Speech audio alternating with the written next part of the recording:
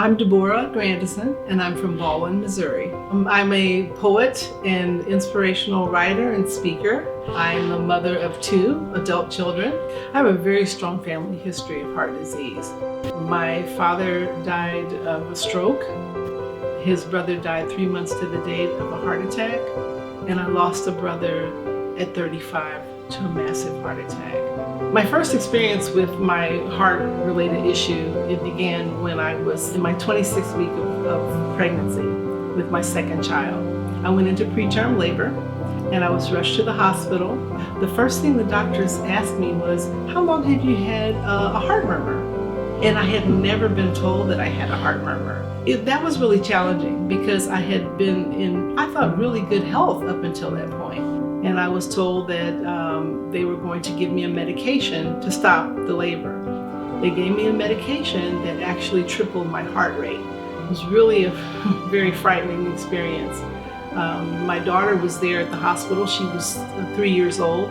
My husband was with me and some other family members. I just began to feel like I was kind of floating away. The nurses came in, they threw on an oxygen mask, and they took me off to ICU. They started trying to figure out exactly what was happening with me, told I may have atrial fibrillation, and then they said, no, it wasn't atrial fib, it was mitral valve. So I started on this whole journey of different medications and different diagnoses. This happened in October. My son wasn't due until January. The doctors finally said, we can't keep you here that long. So they sent me home and told me I was on complete bed rest. I also learned that I was dealing with gestational diabetes. I was put on a lot of different medications. They were really trying to figure out exactly what was going on with my heart. Personally, I didn't want to go on any medication. I was afraid of what it could possibly do to my unborn child. So there was a lot of fear in how to manage being pregnant and also taking medications and being juggled around on different ones. After he was born, everything went well. I was still trying to manage the new diabetes diagnosis. I wanted to make sure that I was exercising. I was still just trying to make sure that I stayed calm and stayed active at the same time. And, for the most part, everything was going well. And then we moved out of town. We moved to Missouri.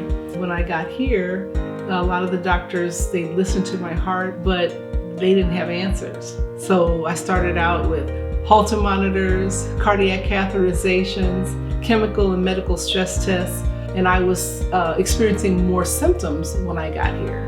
I'd have extreme palpitations. I'd be lethargic. I'd be short of breath. That went on for a number of years. I was actually misdiagnosed for over 20 years. So it wasn't until 2008 I saw a doctor who told me, your issue is not a plumbing issue. Your issue is electrical. I was told that I potentially would need to have a pacemaker. And so in 2009, I had a pacemaker installed. The scariest part of my battle of living with heart disease was the lack of knowledge up front. Knowledge is power, and when we have that information that's out there that we can tap into, it's really helpful.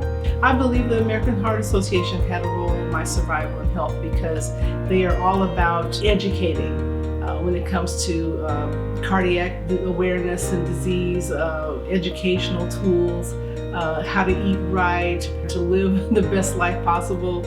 Awareness is key.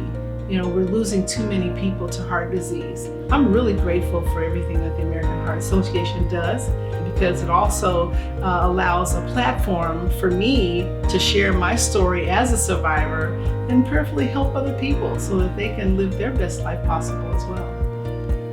There are a lot of people that I've talked to who are living with heart disease, and I'll ask them, so have you thought about sharing your story?